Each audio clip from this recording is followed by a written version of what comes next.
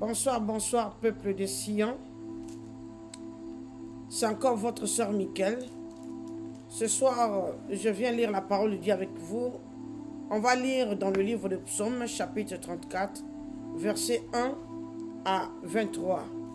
Avant de lire, bien-aimés, prions pour au moins une minute. Remettons ce moment entre les mains du Seigneur. Père, dans le nom de Jésus, merci pour ce temps précieux que tu as permis que nous lisons ta parole. Moi et tes enfants, Seigneur, dans le nom de Jésus.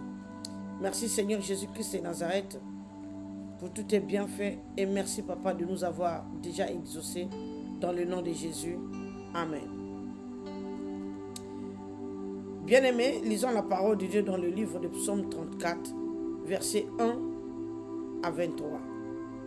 Psaume de David. Lorsqu'il contrefit l'insensé en présence d'Abimélec et qu'il s'en alla chasser par lui. Je bénirai l'Éternel en tout temps. Sa louange sera toujours dans ma bouche. Que mon âme se glorifie en l'Éternel. Que les malheureux écoutent et se réjouissent.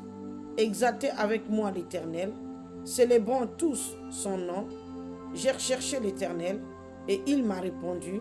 Il m'a délivré de toutes mes frayeurs. Quand on tourne vers lui les regards, on est rayonnant de joie et le visage ne se couvre pas de honte. Quand un malheureux crie, l'Éternel entend et il le sauve de toutes ses détresses. L'ange de l'Éternel campe autour de ceux qui le craignent et il les arrache au danger. Sentez et voyez combien l'Éternel est bon. Heureux l'homme qui cherche en lui son refuge. Craignez l'Éternel, vous ses saints, car rien ne manque à ceux qui le craignent. Les lionceaux éprouvent la disette et la faim, mais ceux qui cherchent l'Éternel ne sont privés d'aucun bien. Venez, mes fils, écoutez-moi, je vous enseignerai la crainte de l'Éternel. Quel est l'homme qui aime la vie, qui désire la prolonger pour jouir du bonheur? Préserve ta langue du mal et tes lèvres des paroles trompeuses. Éloigne-toi du mal et fais le bien. Recherche et poursuis la paix. Les yeux de l'Éternel sont sur les justes et ses oreilles sont attentives à leurs cris. L'Éternel tourne sa face contre les méchants pour retrancher de la terre leurs souvenirs. Quand les justes crient, l'Éternel entend et il les délivre de toute leur détresse. L'Éternel est près de ceux qui ont le cœur brisé et il sauve ceux qui ont l'esprit dans l'abattement. Le malheur atteint souvent le juste, mais l'Éternel l'en délivre toujours. Il garde tous ses os, aucun d'eux n'est brisé.